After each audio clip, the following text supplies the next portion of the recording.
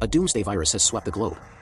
I've been surviving in my dorm on just a pack of cookies and a bottle, facing an army of highly intelligent zombies. I think I've found the secret to staying alive. Pounding sounds. A violent pounding on the door jolted me awake. I woke up with a splitting headache. Irritated, I grabbed my phone. The lock screen showed 1932. It's already evening. I shook my groggy head. Fragments of memory from before I blacked out began to resurface. The basketball team won the championship yesterday. I went to the victory party with Li Ming, my teammate. It was around 8 a.m., I think, when Li Ming and I stumbled back to school. I glanced at my phone. The screen was flooded with unread messages and missed calls.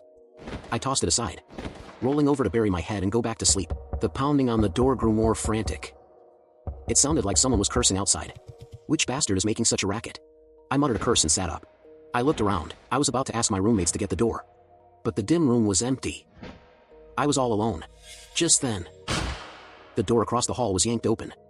A furious roar came from inside. What's with all the shouting? Don't you ever let people rest? But the roar instantly turned into a short, sharp scream, followed by the sound of flesh being torn, and a heavy thud. Then, everything went silent. Except for one thing. A strange, collective laughter from several people. My heart sank. Without even stopping for a shirt, I threw on my pants and rushed to the door. I gripped the handle and opened it just a crack, peering toward the room across the hall. The door was wide open. Several blurry figures came into view. They were laughing, their backs turned to me. Through the gaps between them, something seemed to be moving. Driven by curiosity, I walked straight to the door across from me. Poking my head in, I peered inside. Someone was lying on the floor. He was covered in blood. His body was still twitching uncontrollably. Dark red liquid was seeping through his white jersey. Wait. That jersey. Isn't that our basketball team uniform? Isn't that Li Ming? Did this guy sleep with someone's girlfriend and get himself jumped? I was just guessing wildly. With my heart racing, I took a few more steps inside. I reached out, the shoulder of one of the guys laughing around Li Ming. Hey, man.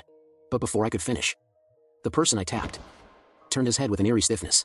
The moment I saw his face, a chill shot up from the soles of my feet to the top of my skull. Every hair on my body stood on end. I let out a blood-curdling scream. My body shook violently with sheer terror. Instinctively, I scrambled backward. His face looked like it had been pulverized by a hammer. The corners of his mouth were pulled upward in a grotesque spasm, bearing teeth caked with thick blood and bits of flesh. Several other faces, twisted in that same horror, all turned toward me at once. Their once hollow eyes flared with life the moment they saw me. Their gaze was filled with pure malice and hunger. A new toy. One of them shrieked through fits of laughter. He lunged at me on all fours like a wild beast. I snapped out of it instantly. Without a second's hesitation, I spun around and sprinted faster than I ever had in my life. I ran for my life toward my dorm room. Bang! I slammed the door shut with every ounce of my strength. But I was a split second too late. A hand, caked in dried blood and filth. Like a snake, it slithered through the crack in the door, and gripped the edge with a deathly hold. My eyes turned bloodshot. Every ounce of strength surged into my arms and shoulders. As I slammed my weight against the door, the hand in the crack began to contort. Fragments of bone fell away, but whoever it belonged to didn't seem to feel a thing. The manic laughter outside only grew louder. I gritted my teeth, cold sweat pouring down my face. I fought with everything I had to hold that fragile line. But the door was being forced open, inch by inch. One hand, two hands, three hands. At that moment, I was completely consumed by terror. My arms started to go weak. Just as the door was about to be shoved open, something in my head just snapped. My gaze shifted instantly. A flicker of desperate ruthlessness flashed in my eye. I suddenly let go of their hands. Moving like a bolt of lightning, I lunged toward the window across the room. I took a leap of faith, relying on instinct and pure luck. I landed perfectly on the outdoor AC unit. With no one to stop it, the dorm door was violently burst open. 7 figures, like demons crawling out of hell, rushed toward the window. However, the platform outside was empty. The prey that had them so excited was gone. I clung to the metal bracket beneath the AC unit. My feet were braced against the top edge of the third-floor window. I dangled there, not daring to make a sound. When the lunatics in the room realized I'd vanished, the window, unleashing a barrage of crazed curses and shrieks. A few minutes passed, as the heavy footsteps faded into the distance. It seemed they had left. I breathed a small sigh of relief. Then, a sound even more terrifying echoed. Thud. Thud. It sounded like someone smashing a watermelon with a baseball bat. Immediately after came a piercing shriek, filled with agony and despair. His screams echoed through the dormitory. They even drowned out the manic laughter of the lunatics. I felt like I was going to suffocate. My whole body was shaking violently. I could only imagine the horror Li Ming was facing.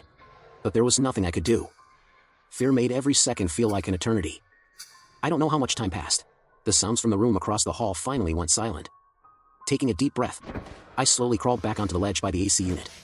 Through the crack in the window, I took a quick look inside my room. My blood ran cold instantly. I climbed back into the dorm. My legs gave out the moment I hit them, and I nearly collapsed. I leaned against the wall, gasping for air. My legs were still trembling uncontrollably. I was drenched in a cold sweat. My face a mess of sweat and tears. A faint scent of blood hung in the air. Forcing my weak legs to move, I shuffled toward the door to close it. Just as my hand touched the cold handle, my eyes drifted toward the room across the hall. The door was standing wide open, my pupils constricted in shock. The teammate who was just arm in arm with me yesterday, drinking and joking around, was now nothing more than a pile of mangled flesh. I couldn't hold it back anymore. Leaning against the cold door, I retched and vomited. It was a long time before I felt like I had come back to my senses. Dragging my exhausted body, I crawled back onto the bed on all fours. I instinctively reached for my phone by the pillow. The screen lit up, 2043. Right. But just as I went to unlock it, countless notifications started flooding the screen. With trembling fingers, I tapped on a WeChat group. A barrage of unread messages flashed before my eyes. There are monsters This is insane. Lock your doors and hide. It's full of killers out there. Hell yeah. The zombie apocalypse is finally here. Run, Yuan. It's a bloodbath at school.